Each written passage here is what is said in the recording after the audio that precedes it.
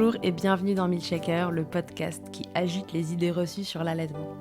Je suis Charlotte Bergerot-Palisco, la maman d'un petit garçon de 4 ans, et dans la vie je suis ostéopathe spécialisée en périnatalité.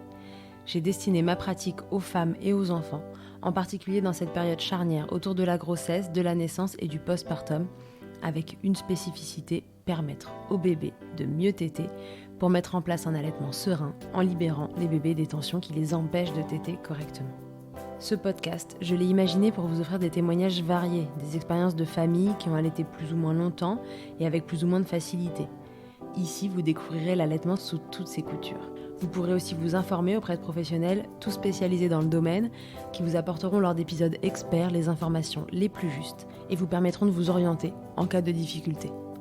Mon objectif, il est très simple, offrir ces informations à toute mère, famille et tout professionnel qui souhaite se renseigner sur le sujet, que chacun puisse faire ses choix de façon éclairée et casser les idées reçues qui circulent pour vous rendre l'allaitement plus accessible, plus facile, normal, banal même, et ce qu'importe vos envies et votre projet.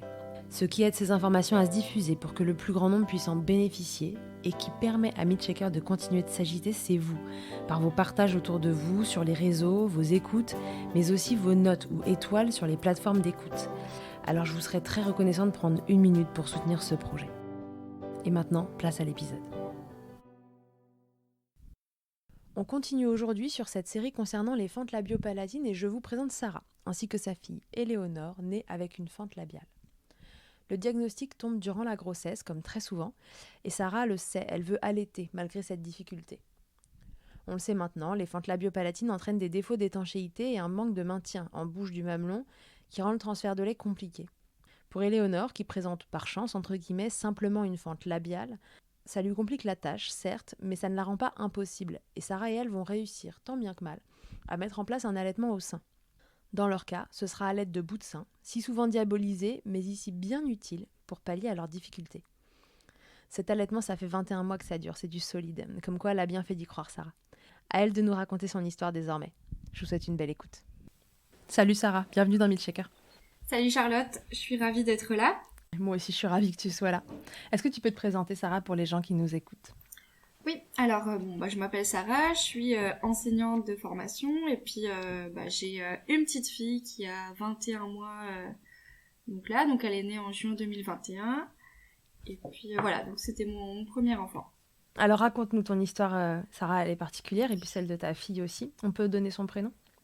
Oui, son prénom c'est Éléonore. Okay, et donc effectivement on a eu des petites surprises au cours de la grossesse. Puisqu'on avait appris, alors c'était lors de la 2e échographie, on a d'abord appris qu'elle avait un tout petit poids, donc on devait refaire des échographies de contrôle, et c'est lors de ces échos de contrôle que l'échographe nous a annoncé qu'elle était atteinte d'une malformation au niveau de la lèvre et qu'elle aurait une fente labiopalatine.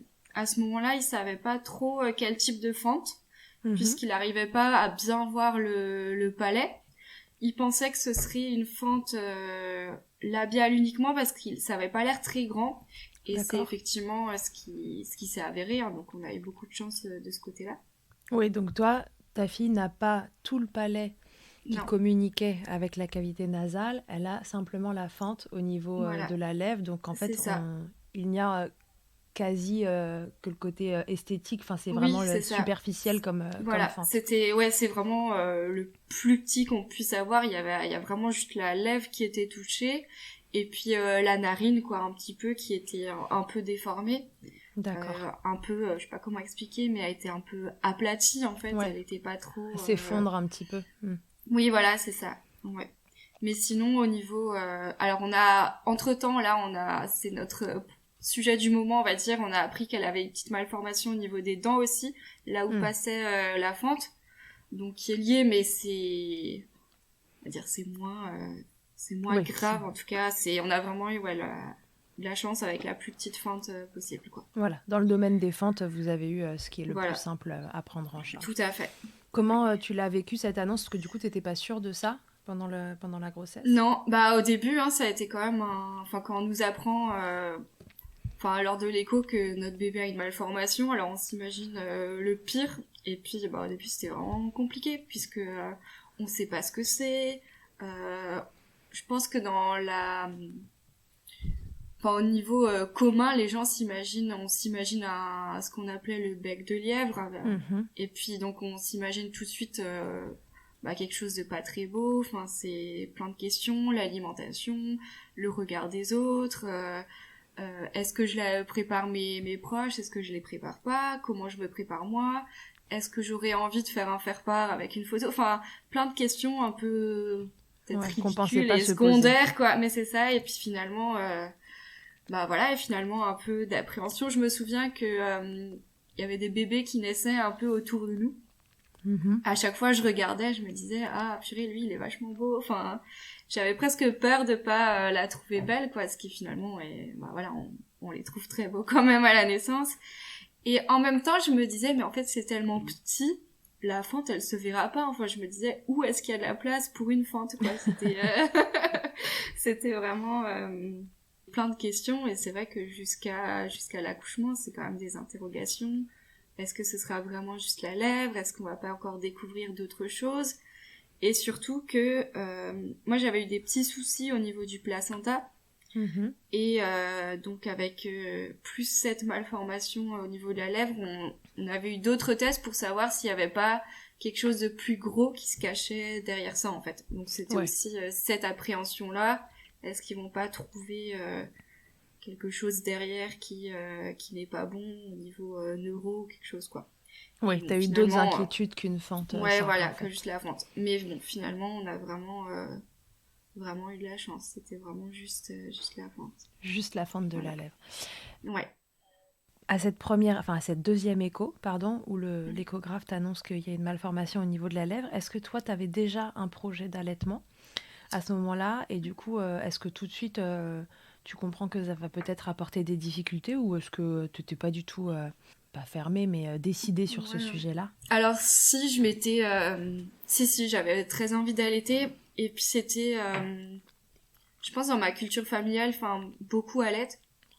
Et puis je sais que ma maman, elle avait dû reprendre le travail assez tôt et que ça avait été pour elle un regret de devoir arrêter aussitôt l'allaitement. Et je pense que inconsciemment, c'était... dans ma tête, quoi. C'était normal pour toi d'allaiter. Ouais, voilà. Donc je voulais vraiment allaiter. Et c'est d'ailleurs une des premières questions que j'ai posées à l'échographe en disant, mais comment je vais faire pour l'allaitement? Et finalement, avec le recul, c'est le seul qui avait été rassurant en disant, vous inquiétez pas, de nos jours, il y a des techniques, on vous aidera, etc. D'accord. Donc lui a été... sur le coup, quand il nous a annoncé, c'était super dur, mais il avait vraiment pris le temps pour nous expliquer. Il nous a dû nous garder. Moi, je me souviens avoir fondu en larmes et il était là vraiment il m'avait pris la main. Il était vraiment super rassurant. Sympa, rassurant, encourageant. Et pour lui, il n'y avait pas de souci à ce niveau-là. Il nous disait, vous verrez de nos jours. C'est vraiment... il y a beaucoup d'aide, etc. Et ce qui est vrai finalement, même si c'est pas le discours qu'on avait eu par la suite en rencontrant plus les professionnels, les chirurgiens, etc. Ouais, justement, donc du coup, comment ça s'est organisé pour vous? Vous rencontrez déjà des chirurgiens avant d'accoucher, c'est ça, mais sans savoir quel type de fente exactement il va y avoir? Oui, c'est ça, tout à fait. Donc en fait, tout de suite... j'ai presque envie de dire, on a besoin de rien faire, c'est eux qui viennent à nous, quoi. Les coordonnées sont transmises directement. Donc nous, c'est le CHU le plus proche, c'est Strasbourg qui prend ça en charge. Donc c'est eux qui nous appellent, ils fixent un rendez-vous. On n'a pas le choix, quoi. Et puis ce qui est normal. Donc on rentre dans un protocole et donc on les a rencontrés. Ouais, peu de temps après cet écho. C'était je dirais 2 mois avant la naissance. D'accord. Quelque chose comme ça. Et donc, qui tout de suite nous explique qu'il y a différents types de fentes, que eux, ils nous expliquent que eux, ils opèrent plutôt vers 6 mois. D'accord. Alors que d'autres hôpitaux opèrent très tôt, très rapidement. Oui, surtout sur juste une fente au niveau de la lèvre. Oui, voilà, exactement, qu'ils préfèrent attendre 6 mois pour la maturité du bébé, j'imagine. Et puis...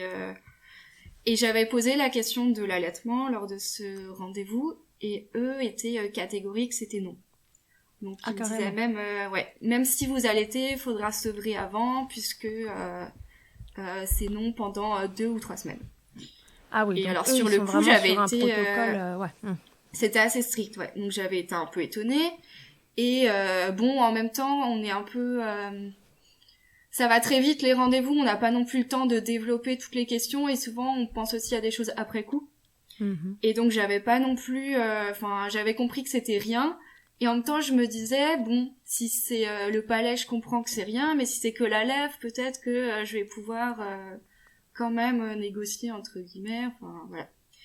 D'accord. Est-ce que tu savais qu'il y avait différents protocoles qui existaient à ce moment-là, ou enfin tu te retrouves Alors, dans ce circuit-là et tu te dis de toute façon ce sera ça mon circuit à moi. Alors je savais pas non qu'il y avait d'autres protocoles. Alors j'avais beaucoup cherché sur internet. J'étais tombée sur le site d'un CHU, je crois que c'était le CHU de Caen, qui avait mis beaucoup d'infos en ligne, et où eux justement, enfin l'allaitement n'était pas du tout un souci. Donc donc ça, j'avais vu ça après le rendez-vous, et j'en avais d'ailleurs parlé dans les rendez-vous préopératoires une fois qu'Éléonore était née.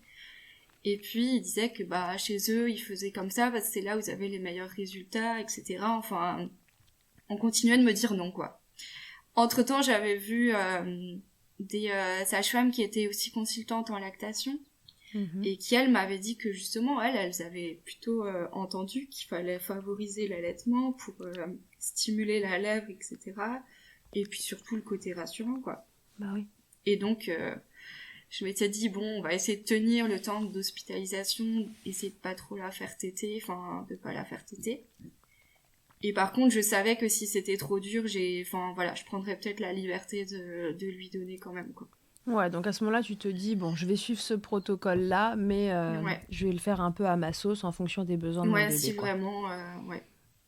Donc les 6 premiers mois, tu vas les passer avec ce bébé qui a une fente labiale, du coup, puisque Labiale, à la ouais. naissance, tu comprends que c'est C'était la juste plus labiale, sympa ouais. des fentes, on va c'est dire. ça. C'est plutôt une bonne nouvelle. Comment ça se passe la naissance? Comment tu découvres ce bébé, cette malformation, la narine, etc. Finalement, comment ça se passe pour toi après toutes les appréhensions que tu as eues bien légitimes pendant la grossesse? Ouais, alors bon, la naissance c'est pas super bien passé, mais c'est pas lié à la fente. Enfin, en fait, j'ai fait une prééclampsie, donc elle est née un peu prématurée, donc on allait en césarienne d'urgence. Et de quoi donc, améliorer un démarrage voilà. d'allaitement. C'est ça. Donc je l'ai vu très rapidement, mais en fait j'ai vraiment très peu de souvenirs de cette naissance. Enfin, j'étais, je crois, tellement dans les vapes et ailleurs que bon, voilà, que je me souviens l'avoir eu sur moi super rapidement. Je me souviens même plus vraiment avoir regardé sa lèvre. Enfin, ouais, T'étais dans les choux. Ouais, voilà, c'est passé tellement vite. Et en fait, elle a été avec papa pendant 4-5 heures pendant que je me réveille, quoi. Enfin, et ensuite, du coup, c'est démarrage. Enfin, ensuite, je me souviens quand je l'ai vu, quand je l'ai eu vraiment pour la première fois sur moi, pour essayer de faire une tétée d'accueil. Bon, c'est compliqué, j'ai été branchée de partout, elle aussi. Enfin, c'était un peu compliqué, mais malgré tout, elle essayait. Enfin, elle essayait vraiment. Donc, je suis pas sûre qu'elle ait bu beaucoup à ce moment-là, qu'elle ait pris beaucoup, mais elle a essayé. Et puis, je me souviens pas que sa fente, elle est... Est-ce que t'as la sensation que ça gênait, quoi. Alors, je sais pas si je projetais mes craintes, en fait, en disant que c'est ça qui gênait, parce que elle avait du mal quand même, ou est-ce que c'était juste parce qu'elle était tellement petite, ou... Tu vois, avec le recul, je me dis, en fait, c'est peut-être normal qu'ils aient du mal, tout simplement. Elle était née à quel terme? Elle est née à 36 semaines. Donc elle était donc à un âge où c'est vrai qu'ils sont petits. C'est encore compliqué, elle faisait tout pile 2 kilos, enfin, donc elle était vraiment toute petite. Et puis sur le coup, je me disais, elle a du mal à cause de la fente. Mais avec le recul, est-ce que c'était moi qui projetais cette raison, ou est-ce que c'était après, on a le droit de cumuler les problèmes. Hein. Oui, bon, voilà, mais... On a le droit de naître à 36 semaines, d'être un peu... d'être pas tout à fait mature au niveau de la succion, déglutition. Et en plus, c'est sûr d'avoir que ça une devait fente pas qui arranger, ça, c'est sûr, ouais. Alors, comment ça a démarré, du coup, cet allaitement? Alors, ça a démarré... c'était vraiment compliqué. Hein. Elle avait du mal à attraper le mamelon, à prendre dans la bouche. En plus, à l'hôpital, bon, on a un peu tout le monde autour de soi qui donne son conseil, qui essaye de montrer, etc. Alors, elle s'endormait aussi très vite, donc elle me disait, il faut que je la stimule, il faut que je lui caresse ou la chatouille un peu au dos pour qu'elle prenne, etc. Et en fait, j'ai eu une montée de lait très, très, très rapide. Et donc, c'était allé très, très vite, donc j'avais très vite assez mal quand même, pas très agréable. Et très vite, des seins assez gros et ça l'empêchait encore plus Elle arrive encore d'attraper. moins bien à attraper. Voilà, limite ça coulait tout seul, donc c'était mouillé, donc elle arrivait pas à... Ça glissait, enfin voilà, donc elle arrivait pas. Donc on a essayé comme ça pendant, je pense, un peu plus de 24 heures, enfin je pense, un peu moins de 48 heures peut-être. Une Ça montée de marchait lait pas. très rapide alors. Ah ouais, c'était vraiment très très très rapide. Okay. Et elle arrivait pas, elle prenait pas beaucoup, alors on lui mettait un peu le colostrum dans un tout petit gobelet, les gobelets de médicaments, là, enfin. Ouais. Donc elle avait un petit peu. Et en fait, comme elle perdait du poids, on a commencé à la compléter avec la seringue. D'accord. Donc elle a été complétée à la seringue pendant, je pense on a été une semaine à l'hôpital, pendant toute la semaine, elle a été complétée à la seringue. Et en parallèle, j'essayais de la mettre au sein, mais c'était hyper compliqué. Enfin, moi je pleurais, je me souvenais, ça me faisait mal. Enfin, elle, ça allait pas. J'appelais tout le temps pour qu'on vienne m'aider, mais je pense au bout d'un moment, ils avaient pas le temps non plus d'être toujours là. Et du coup, on m'a donné des bouts de sein, des bouts de sein en silicone.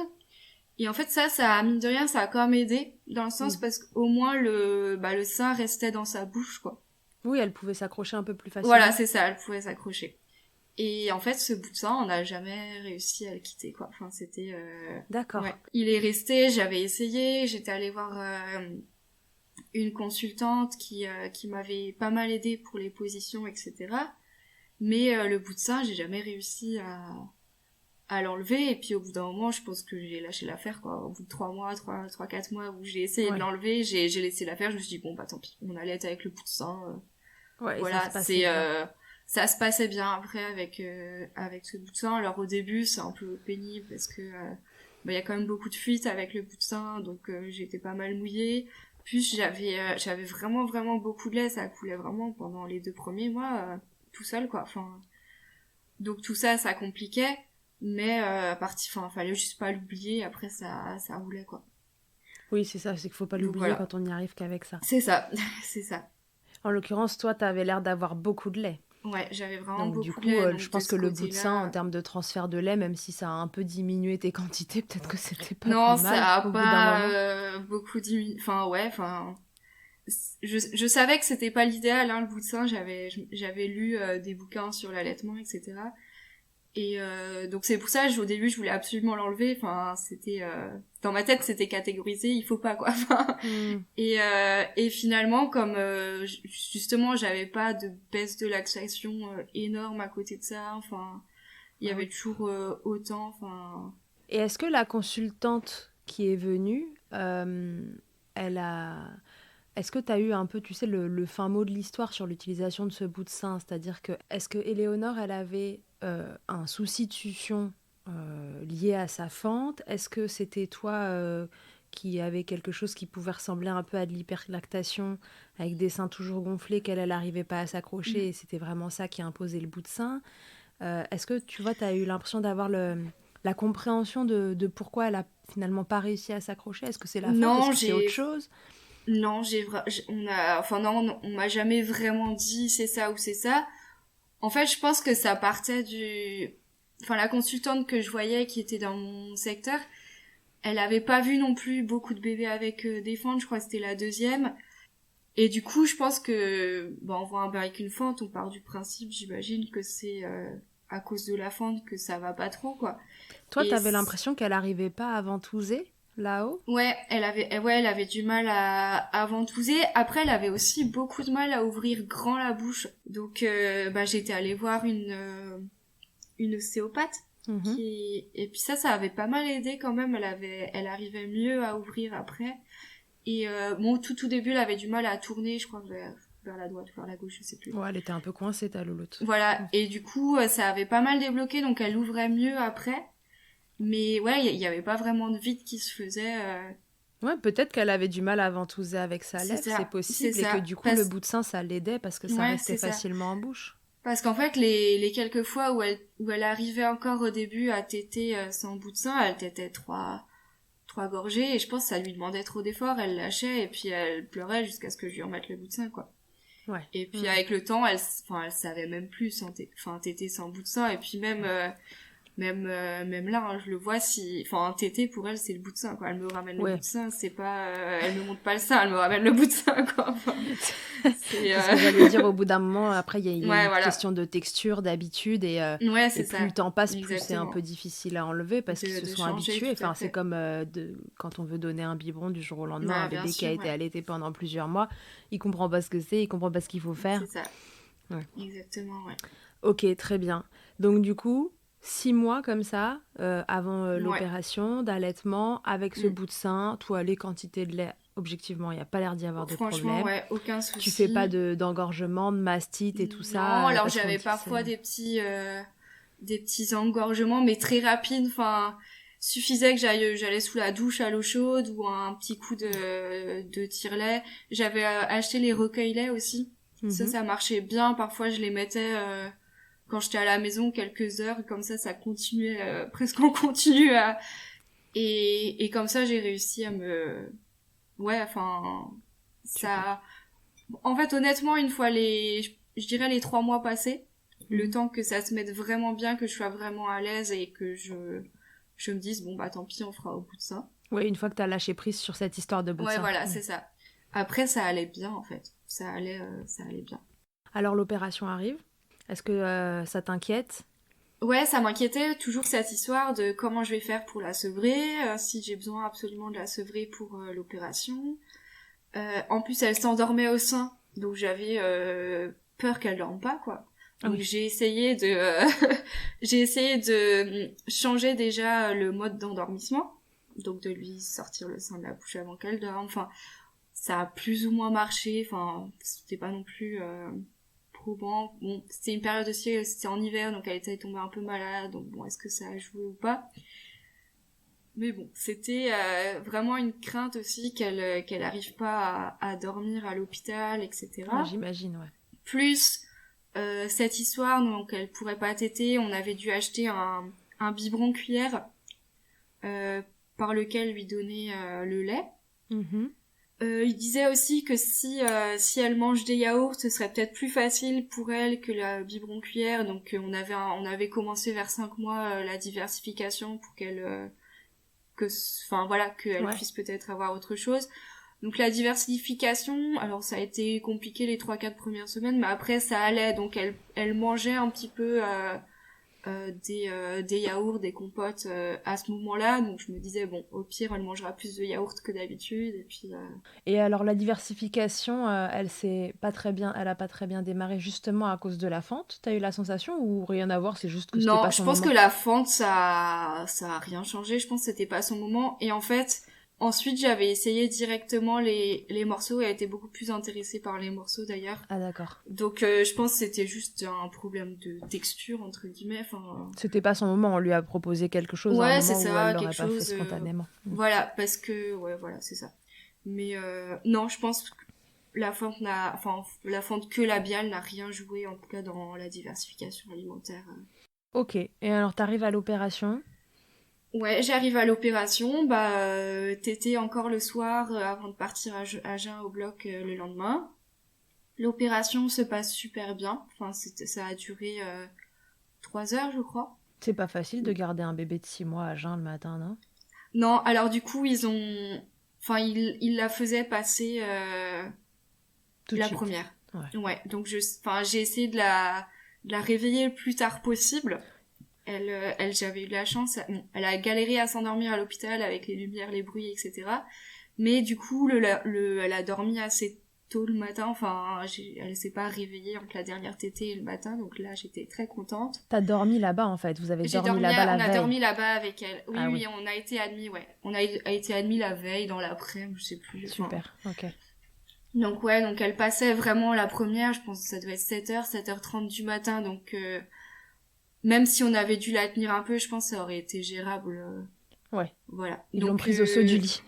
Voilà, c'est ça. Donc là ça allait, il n'y a pas eu de souci. Par contre, on avait eu ce souci, elle s'est fait opérer 2 fois à 10 jours d'intervalle pour enlever les fils, etc. Et la deuxième fois, là, effectivement, la tenir à jeun, ça a été très très compliqué. D'accord. Donc la première fois, pas de souci, donc elle va au bloc. Bon, pendant ce temps, on fait un peu les 100 pas dans la chambre. Je me souviens, j'étais allée me balader autour de l'hôpital, mais en même temps, on peut pas louper le retour du bébé, etc. Donc ouais. Et puis, quand on l'a revue, donc elle venait de se réveiller après la salle de réveil. Elle était complètement shootée encore, hein, donc c'était elle pleurait mais elle se rendormait, elle repleurait, elle se rendormait, enfin c'était bon voilà, Ouais, elle était retour pas bien. de salle d'op quoi. Ouais. L'opération, elle consiste dans le fait de venir raccorder Ouais, les 2 c'est morceaux ça. de lèvres. En fait, ils nous ont expliqué que eux ils coupent en fait les petits la lèvre qui est accrochée à la lèvre qui remonte. Mhm. Et pour vraiment raccorder chaque nerf, chaque vaisseau un à un. Et ils ont même coupé un peu dans la narine aussi pour essayer de la remettre droite, la remettre. Du coup, elle avait une cicatrice en fait qui partait de l'intérieur de la narine jusqu'à la lèvre et à l'intérieur la lèvre aussi, puisqu'ils ont aussi recousu par derrière. Et donc du coup, ils viennent aussi travailler sur cet effondrement de la narine dont tu parlais ? Ouais, c'est ça. Ils viennent remettre le nez en place. Alors, il se posait la question de lui mettre des... je sais plus comment ça s'appelle. Oui, une espèce de petite prothèse, là. Oui, voilà, qui tienne le nez droit. Vu qu'elle, c'était qu'une narine, elle en a même pas eu besoin. Donc ça, elle en a juste eu la première semaine d'hôpital. D'accord. En fait, ils les cousent avec au début pour vraiment pas que ça bouge. Et ensuite, normalement, on est censé les mettre, les enlever régulièrement pour les laver. Enfin, ça peut durer parfois entre, je dirais 4-6 mois hein, pour certains enfants. Ouais. Enfin, on nous avait dit, au départ, on était parti pour les avoir, quoi. Donc, c'était la bonne surprise qu'on ne les ait pas après. Ouais. Madeleine en parle dans l'épisode précédent, D'accord. puisque son bébé en a eu un. A dû en Donc, avoir, ouais. vous pouvez écouter le témoignage de Madeleine. Elle parle de ce... Je sais plus comment elle appelle ça, mais enfin, c'est comme une petite prothèse qui vient se caler dans le nez et qui, en effet, ils l'ont gardée vachement longtemps après l'opération. Et alors, donc, l'allaitement ouais. Et alors l'allaitement, alors au début on me dit rien du tout. Alors au début je crois elle avait même pas envie quoi. Elle prenait 2 cuillères de lait et elle était limite rassasiée. Enfin elle était tellement donc ça, elle en voulait pas. L'endormissement, alors la première nuit pas de souci, je pense qu'elle était tellement crevée, mais ensuite les nuits d'après c'était vraiment dur et elle cherchait le sein vraiment pour s'endormir.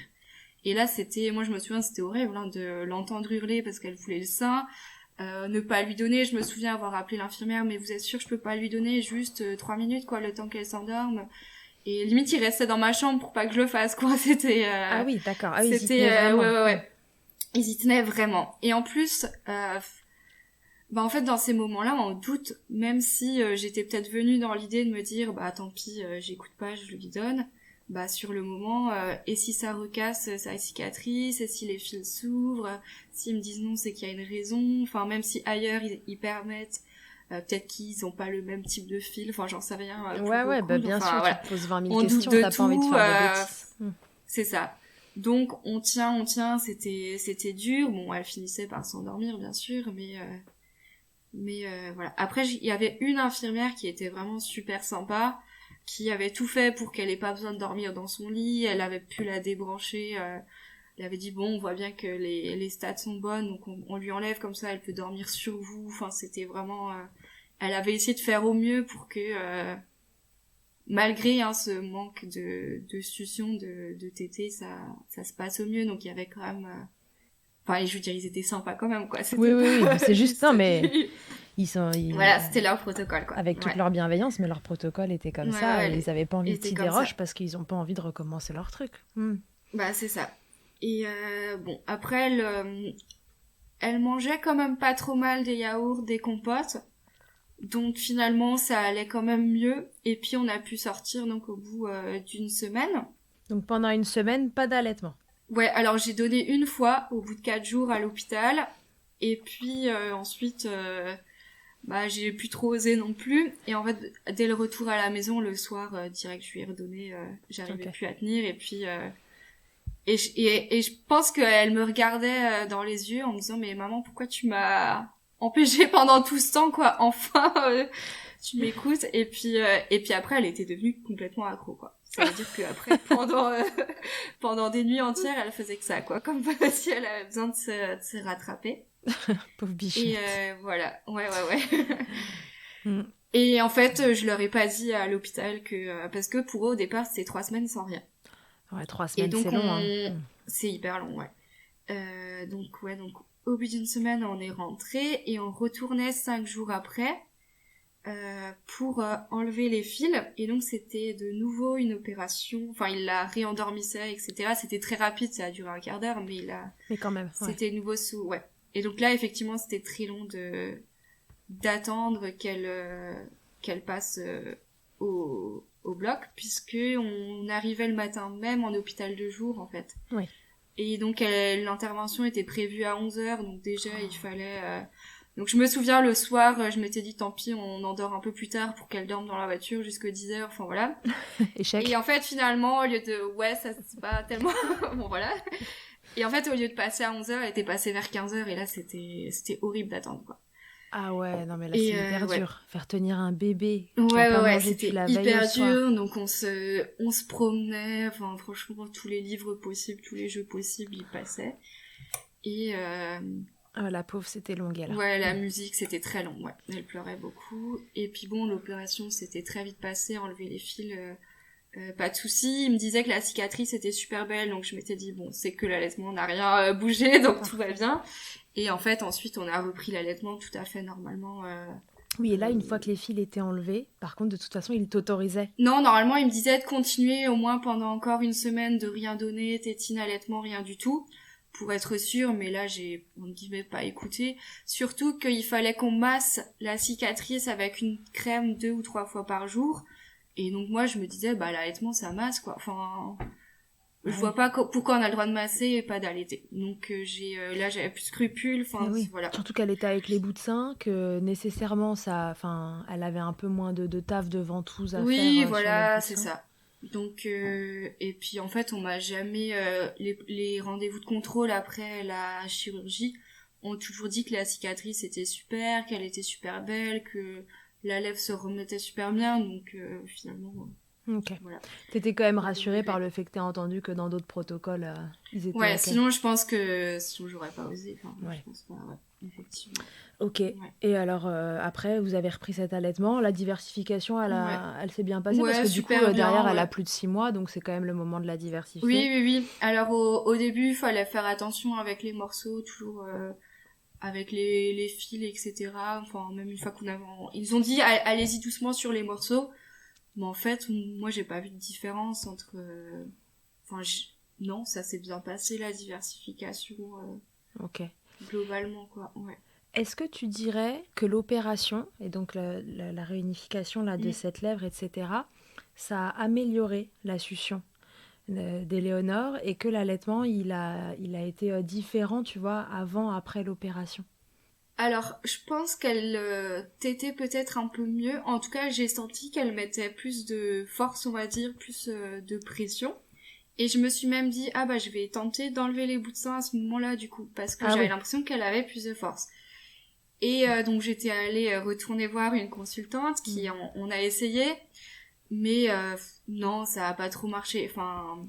là, elle a 7 mois, en fait, c'est ça? C'est ça, donc au bout de 7 mois, voilà, enfin... Peut-être qu'elle en aurait été capable, mais... Oui, peut-être, mais en fait, elle comprenait pas, et puis... je me disais avec tout ce qu'elle a vécu, là, j'ai pas envie de lui faire...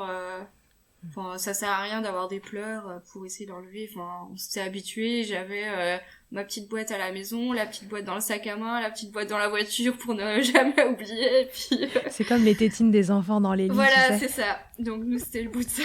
Puis... Un bout de sein à porter partout, tu te l'accroches n'importe où sur le corps, pourvu que t'aies une boîte à bout de sein accrochée à la ceinture. Voilà, c'est ça. Et du coup, j'étais allée voir une fois, mais non, et puis... Mais ouais, elle mettait un peu plus de force. Je le sentais aussi sur la pression dans le mamelon, quoi, qu'elle qu'elle tirait plus, mais Ouais, t'as senti qu'elle faisait mieux le job. qu'elle faisait mieux le job, ouais. Okay. Après, c'était pas Super. non plus flagrant comme amélioration, hein. Oui. Donc voilà. T'avais une fente, voilà. Voilà, la petite, donc effectivement. Petite, et puis elle avait dû trouver ses moyens de compensation pour t'aider le mieux possible aussi. Hein. Oui. Ils sont intelligents, ces petits loulous. Ah et, oui, ouais.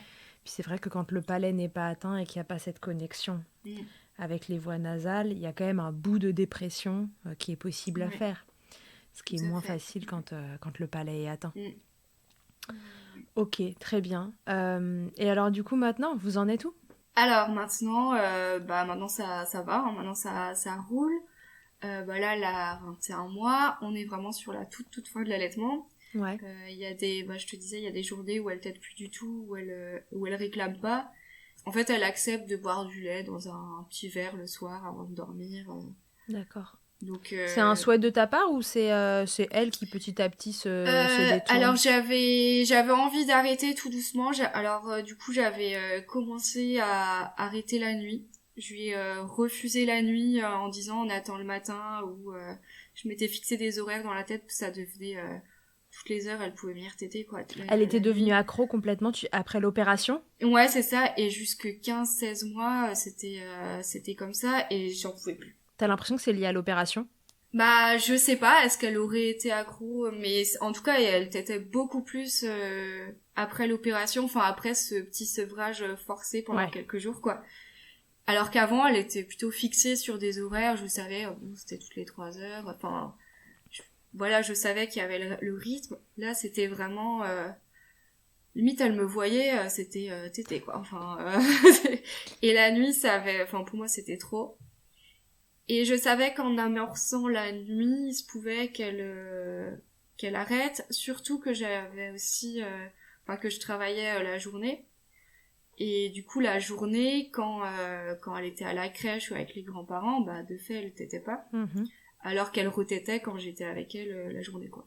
D'accord. Et donc, je savais qu'elle était capable aussi de tenir la journée sans. Moi qui voulais arrêter la nuit, je savais que donc il y aurait plus qu'une tétée le matin, une le soir, et que ça pourrait s'arrêter. Oui. Et effectivement, donc ça, c'était à peu près en janvier. Enfin, c'était après Noël que je l'ai mis en place.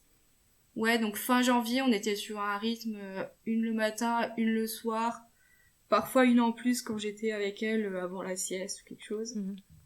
Et donc là, on est en mars. Depuis début mars, je dirais, elle saute des journées entières quelquefois. D'accord. Et je pense que là, on est sur la toute fin, quoi. Ouais, le sevrage nocturne a certainement un peu induit... A induit, oui. Et puis... Mais je me souviens d'une tétée début mars où après, elle a pu téter pendant 2 jours et j'avais presque un petit regret en me disant, mince, je me suis même pas dit c'est la dernière, faut que j'en profite. Et après, elle a retété, donc je m'étais dit, et je lui ai même dit à elle, si c'est la dernière, y a pas de souci, là, on en profite encore, et parfois, il y en a encore, ce matin, par exemple, elle a tété un peu, mais ouais, je pense que c'est la fin.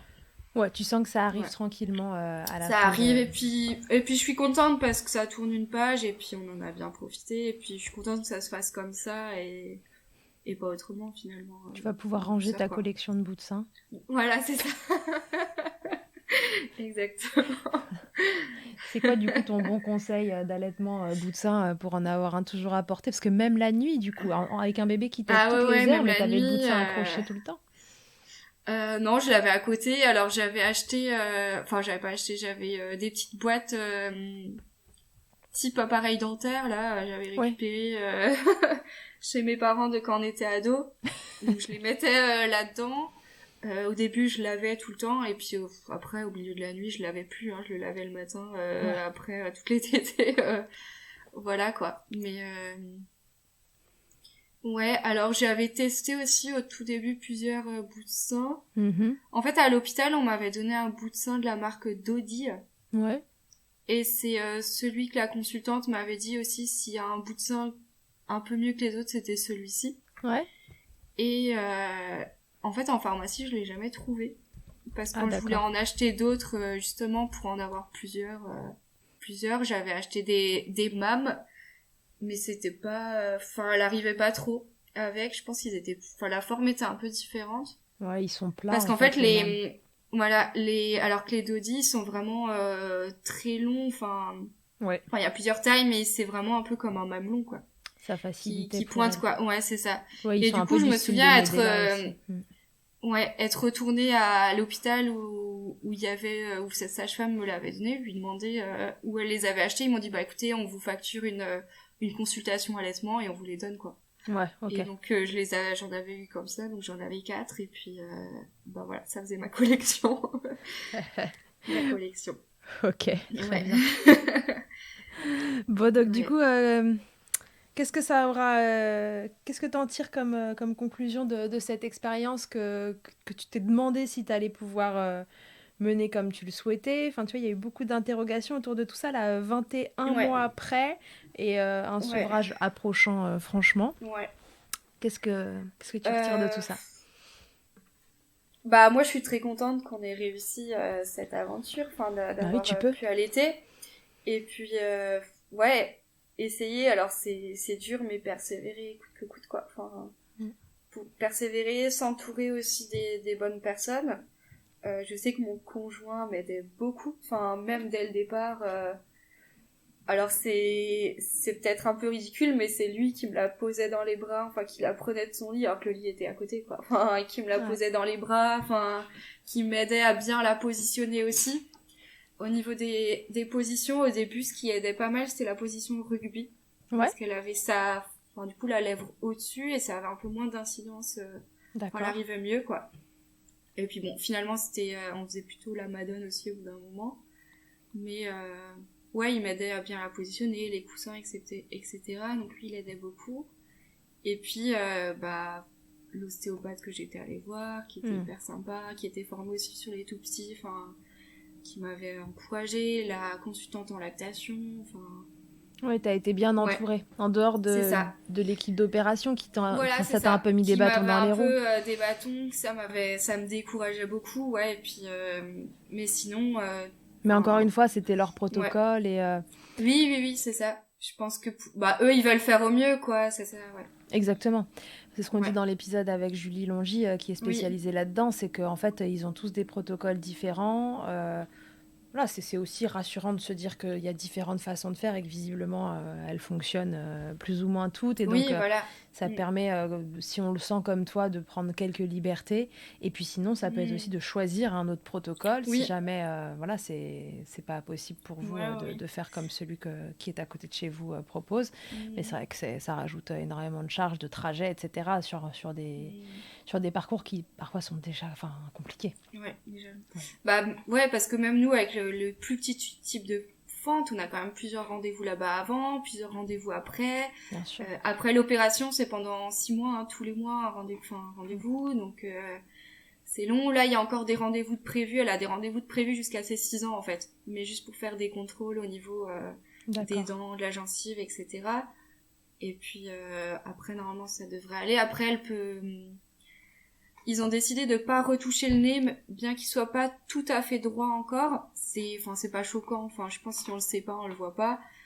Mais elle aura la possibilité à l'adolescence de le faire ou pas, quoi. En esthétique, si elle le souhaite. Voilà, c'est ça. Si elle le souhaite. Donc finalement, nous, là, dans notre parcours fente, on a plus que ces 2 dents de devant, en fait, qui ont été mal formées aussi, et qui sont toutes crayeuses, en fait. D'accord. Du coup, elle est en train de perdre des petits morceaux de dents. D'accord. Régulièrement, ça, c'est lié à la depuis malformation. quelques mois. C'est lié à la malformation de départ, mais donc là, c'est plus un suivi dentiste qu'on a, quoi. Mais oui, dentiste et peut-être orthodontiste après, en fonction de comment le palais... Oui, voilà, orthodontiste après, ouais. C'est ça.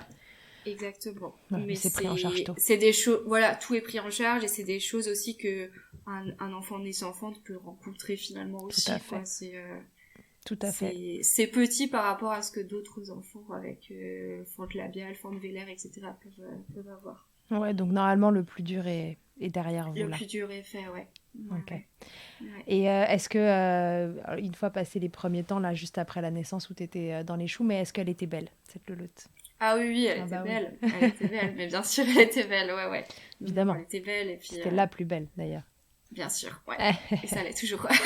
J'imagine, j'en doute pas. Ouais. Ok, très bien. Bon, bah écoute, merci beaucoup. Sarah, Avec plaisir. c'était super d'avoir ton témoignage d'un Avec allaitement sur plaisir. enfin, de la biopalatine qui, c'est vrai, n'est pas le plus compliqué, mais bon, Mm. voilà, ça donne de l'espoir, se dire que c'est possible. Et puis là, pour toi, Mm. dans des conditions tout à fait correctes, quoi. Enfin, Oui, oui, oui. c'est... Ouais, puis en fait, finalement, il y a tellement de types de fentes et je pense enfin, c'est unique à chaque fois, finalement. Ouais. Voilà. C'est Donc, sûr que ça met des bâtons dans les roues, et en voilà, particulier mais il faut s'accrocher, quand c'est plus s'entourer, costaud que aller ça. voir les pros et puis, ouais, ouais. Bon, bah super. Merci beaucoup pour ton histoire, pour les Avec conseils plaisir. qui vont avec. Bonne Merci. de Oui, d'allaitement et de c'est ça. tétée. Et puis, je pense que ce sera un beau témoignage à entendre pour les mamans qui Bien recevront sûr. ce style de diagnostic pour avoir l'espoir que ça fonctionne et que ça peut fonctionner assez facilement. Super, bah merci aussi pour ton temps. Et puis, Avec grand plaisir. Je te dis à très vite et à merci. tous et à toutes, à très bientôt dans Milkshaker. À très bientôt. Merci. Merci d'avoir écouté cet épisode. S'il t'a plu, je te rappelle que tu peux t'abonner, noter sur ta plateforme d'écoute préférée et faire voyager ce podcast pour que l'information circule au maximum. Si tu te rends sur milkshaker.fr, tu trouveras tous les épisodes depuis 2020. Ils sont là pour t'apporter toujours plus d'informations et de transmissions autour de l'allaitement maternel. Si tu préfères lire ou bien que tu es coincé sous un bébé qu'il ne faut pas réveiller, sache que tu y trouveras aussi le blog de Milkshaker. Chaque semaine, c'est un article qui sort pour avoir accès aux informations délivrées par des professionnels du podcast, et plus encore. Enfin, si tu me cherches en tant qu'ostéopathe pour toi ou pour ton bébé, tu peux me retrouver à Suresnes dans les Hauts-de-Seine au centre IG4U que j'ai créé en 2020, sur mon site internet charlotte-bergerot.fr, et pour la prise de rendez-vous, ça se passe sur Doctolib. On se quitte en musique avec Emma et son titre Blinded, écrit et composé en collaboration avec Nemen. À très vite pour un nouvel épisode et d'ici là, n'oubliez pas, prenez soin de vous, milkshaker autant que vous le voudrez et bousculons ensemble les idées reçues sur l'allaitement maternel.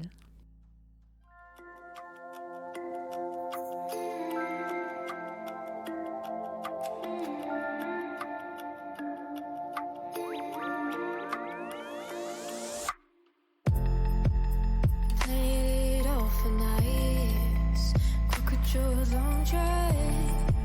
Crazy, 'cause believe me, I'm freaking out inside. Oh, I've been feeling so twisted, meant to hide. I wanna make it all, could you make it alright?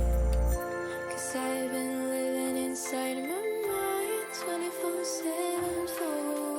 You gave a dozen million signs and I was blinded all this time.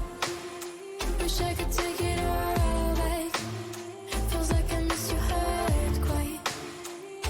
Like, could you trust me if I say I love you back? I whisper to silence, stuck in translation.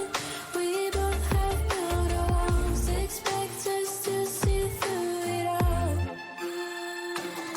Free fall, and I promise we'll be fine. I got you, I need you. Just trust me when I say I love you back. Spending the last week struggling through my first fight. Broken dreams weighing me down.